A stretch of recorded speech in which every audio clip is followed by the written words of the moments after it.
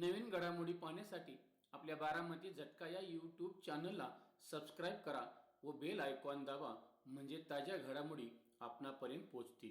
माळशिरस विधानसभा 254 अनुसूचित जाती राखीव मतदारसंघाचे महायुतीचे भाजपचे अधिकृत उमेदवार, भारतीय जनता युवा मोर्चाचे राष्ट्रीय उपाध्यक्ष व माळशिरस विधानसभेचे लोकप्रिय दमदार आमदार राम सातपुते यांच्या प्रचारार्थ आज शनिवार दिनांक 16 नोव्हेंबर 2024 रोजी अकलूज येथे देशाचे केंद्रीय रस्ते वाहतूक मंत्री नामदार नितीनजी गडकरी यांची जाहीर सभा संपन्न झाली.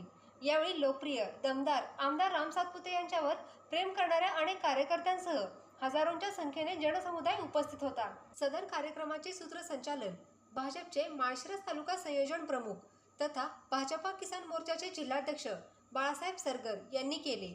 यावेळी महाराष्ट्र राज्य धनगर आरक्षण कृती समितीचे अध्यक्ष हनुमंत बापू सूळ बोलताना म्हणाले, माननीय आमदार रामभाऊ सातपुते साहेब, भारतीय जनता पक्षाचे उमेदवार यांची खूण आहे कमळ. कमळ या चिन्हासमोरील बटन दाबून त्यांना प्रचंड बहुमताने निवडून द्यावं, अशा प्रकारची विनंती करण्यासाठी आज या ठिकाणी आपण एकत्र जमलेलो आहोत. मित्रहो, निवडणुका विजय चौकात रामभाऊंची सभा होती म्हणल्यानंतर विजय हा तुमच्या सगळ्यांच्यामुळे विजय हा निश्चित या ठिकाणी दिसतोय. कारण आम्ही विजयसिंह मोहिते पाटील दादासाहेब यांच्या प्रचार सभेची सुरुवात या ठिकाणीच करत होतो आणि सांगता सभा या ठिकाणी करत होतो. त्यामुळं आज या ठिकाणी गडकरी साहेबांच्या समेत त्यांची सभा या ठिकाणी होत असताना मित्र हो, या तालुक्याचा इतिहास जर पाहिला तर हा तालुका विजयसिंह मोहिते पाटील साहेब यांनी सुसंस्कृतपणे राजकारण करत, सामाजिक काम करत, सर्व सुसंस्कृतपणे काम या ठिकाणी आजपर्यंत सगळ्यावर संस्कार केले. आम्ही तर त्यांच्या हाताखाली काम केलं, त्यांच्या हाताखाली आम्ही नेतृत्व आमचं फुललं आणि त्यांच्यामुळे या तालुक्यामध्ये जे काही सामाजिक काम आजपर्यंत झालं ते त्यांच्यामुळे झालं, हे सत्य आहे. परंतु आजचं जर चित्र आपण पाहिलं किंवा मोबाईलवर आपण जे फोन आलेले पाहतो एकमेकाला आणि बाईट म्हणतात त्याला, ते पाहिल्यानंतर असं वाटतंय की ही काय संस्कृतपणा समोरच्या उमेदवाराचा, काय बोलणं. जर तुम्ही दादा सुद्धा सुभाषांनाही एकमेकाच्या विरुद्ध होते, पण दादांनी कधीही, दादांच्या कार्यकर्त्यांनी किंवा दादांनी असं एकमेकाला कधीही समोरही नाही, गुपचूप पण कधीच आमच्या समोर दादा असे बोलले नाही. हा सुसंस्कृतपणा आपल्याला रामभाऊ सातपुते साहेबांच्या माध्यमातून या माळशिरस तालुक्यामध्ये परत उभा करायचा. मित्र हो, रामभाऊजी सातपुते यांना निवडून का द्यायचा असा जर प्रश्न विचारला तर रामभाऊ सातपुतेंनी या 5 वर्षामध्ये जे सर्वसामान्य माणूस समोर डोळ्यापुढे ठेवून ह्या गावात, या तालुक्यातील प्रत्येक गाव डोळ्यापुढे ठेवून ह्या गावात तालुक्यामध्ये काय करायला पाहिजे ते समोरचा माणूस त्या गावात आल्यानंतर, माझ्या गावाला रस्ता खराब आहे, माझ्या गावाला शाळा नाही, माझ्या गावाला पिण्याच्या पाण्याची सोय नाही, माझ्या शेतकऱ्याला ट्रान्सपरंट त्या ठिकाणी सारखा जोडतोय आणि अशा योजना रामभाऊ सातपुतेंनी सोडण्याचं प्राधान्य केलं. आणि म्हणून मित्र हो, अशा सर्वसामान्य शेतकऱ्याच्या हाकेला, सर्वसामान्य माणसाच्या हाकेला उभा राहणारा माणूस ह्या आपल्या जनतेमध्ये पाहिजे. म्हणून आम्ही रामभाऊ सातपुते यांचा प्रचार करतोय.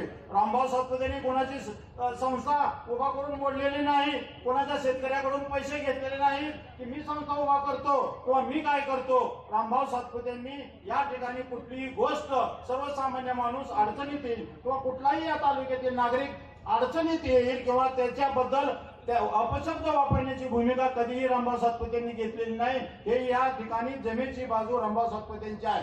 म्हणून आपण रामभाऊ सातपुते यांना प्रचंड बहुमताने निवडून दिलं पाहिजे, म्हणून आमचा आग्रह आहे. दुसरी गोष्ट सांगायचं मित्र, आता तुम्ही सगळी मंडळी, आपण आज इथं आम्ही काय बोलतोय ही सगळा महाराष्ट्र पाहतोय लाईव्ह टीव्ही मधून, तेव्हा जगामध्ये काय चाललंय हे तुम्हाला सगळ्यांना माहिती आहे. आणि या 10 वर्षामध्ये माननीय नरेंद्र मोदी साहेब पंतप्रधान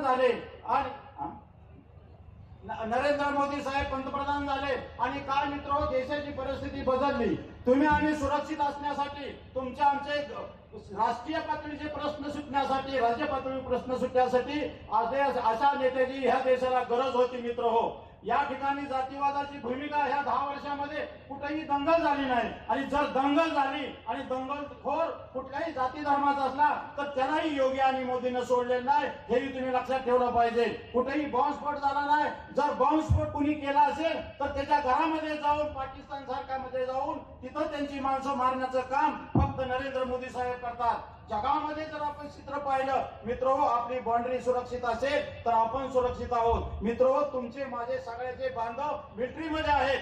ते तिथं काम करत असताना, तिथं संरक्षण करत असताना त्यांना लागल्याने यंत्रणा जी आहे, मग बंदुका असतील, त्यांचे जॅकेट असतील, त्यांची वाहनं असतील, त्यांचं खाणंपिणं असेल, औषध असेल, ती जर योग्य प्रकारे त्यांना मिळाला तर ते सर्व संरक्षण व्यवस्थित करू शकतात. आणि गेल्या 10 वर्षामध्ये सगळ्या व्यवस्था बदलण्याचं काम नरेंद्र मोदी साहेबांनी केलंय. आणि ह्या ज्यावेळेस मिलिटरी आपली सुरक्षित असती त्यावेळेस मित्रो, इतर देशामध्ये जे काही प्रगती करण्याचे आहे, म्हणजे पिण्याच्या पाण्यासाठी असेल, शेतीच्या पाण्यासाठी असेल, औद्योगिकरण असेल, तुमच्यासाठी MIDC निर्माण करण्याचं काम असेल किंवा रस्ते करण्याचं काम असेल, हे या देशामध्ये झालं तर तुमची आमची प्रगती मित्र आहे.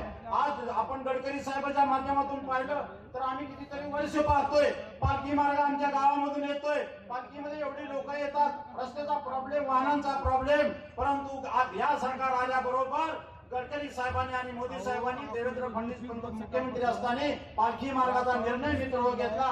आणि कधी तुम्हाला सगळ्यांना इंदापूरचा हायवे सोडून आपल्याला कुठेही हायवे पाहायला मिळत नव्हता, किंवा आपण अकलूजवरून किंवा पुण्यावरून जरी आपल्या गावाला यायचं म्हणलं तर 2-2.5 तासामध्ये आता मित्र आपण येतोय. पंढरपूरला दर्शनाला जायचं म्हणलं तर इथून आम्ही आमच्या गावावरून आम्ही 1 तासामध्ये पंढरपूरला जातोय, पुण्याला जातोय 2-2.5 तासामध्ये. याच्यामुळं तुमचं वाहनाची धीर थांबली, वेळेचा अपव्यय थांबला, डिझेल थांबलं, आणि या ठिकाणी आपल्याला आर्थिक दृष्ट्या आपले 4 पैसे आपल्या खिशामध्ये पडले आणि आपण सुरक्षितपणे या ठिकाणी राहू लागलो.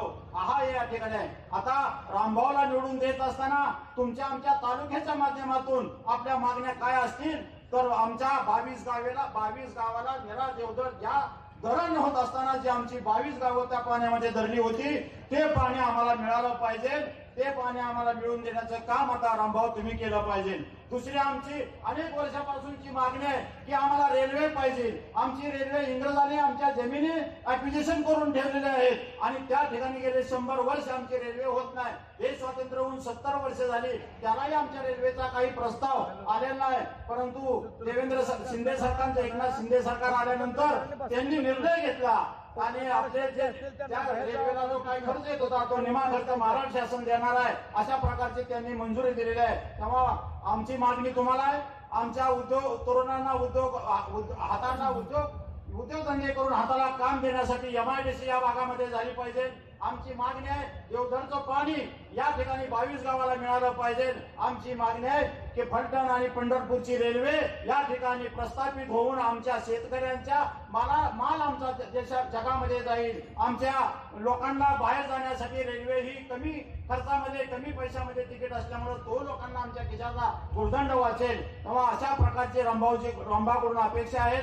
आणि 5 वर्षाचा जर कारभार मित्र पाहिला तर रामभाऊने केलेले काम आपल्याला पूर्ण आता विश्वास आहे. आणि त्या ठिकाणी मुख्यमंत्री होण्यासाठी एक आमदार निवडून देणं गरजेचं आहे. म्हणून मुख्यमंत्री आपल्या पक्षाचा झाला पाहिजे आणि आमदारही आपला झाला पाहिजे, अशा प्रकारची विनंती मी या ठिकाणी आपल्या सर्वांना करतो आणि थांबतो. जय हिंद, जय महाराष्ट्र.